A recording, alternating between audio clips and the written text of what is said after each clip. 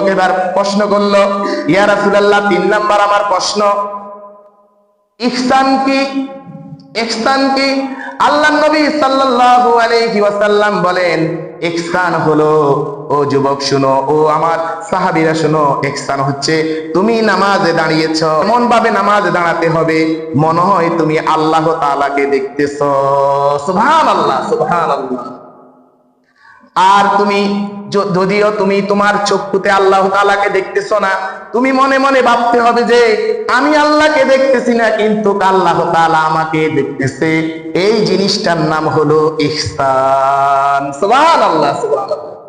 এখন আপনি যদি নামাজে দাঁড়াইলেন, মনোযোগ কোন জায়গায় থাকে? অনেক টাইমে যদি ইমাম সাহেব ভুল করে, কেউ কি দিতে পারে না, লোকমা দিতে পিছন থেকে পারে না। কি জন্য? ইমাম সাহেব হয়তো আরব দিকে চলে গেছে কোনো ভুলবশত, আর মুসল্লিরা তো চুপচাপের মধ্যে রয়েছে। তাহলে একটা ঘটনা শুনেন। এক মুদি দোকানদার, উনি ইশার নামাজ পড়তেন, জামাতের সাথে ইশার নামাজ পড়তেন। ইমাম সাহেব ভুল করছে, 3 রাকাত পড়ছে। কয় রাকাত পড়ছে বলেন তো? 3 রাকাত পড়ছে। ইমাম সাহেব 3 রাকাত পড়ে সালাম ফিরে ফেলাইছে।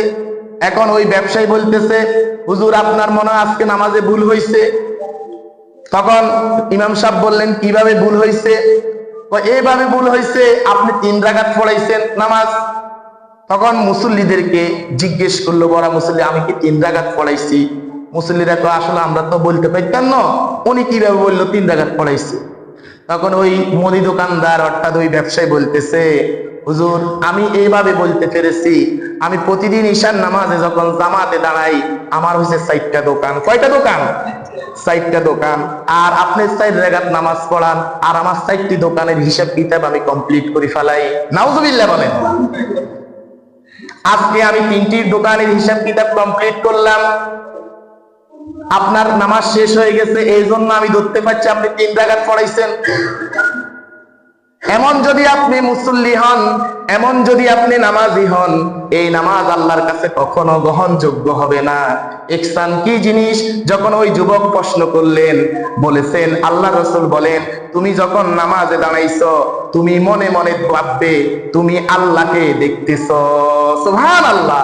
আর তুমি যদি আল্লাহকে নাও দেখো, কিন্তু আল্লাহ তাআলা তোমাকে দেখতেছে, তা তুমি মনে প্রাণে বিশ্বাস করতে হবে। সেটার নাম হলো ইহসান। সুবহানাল্লাহ, সুবহানাল্লাহ।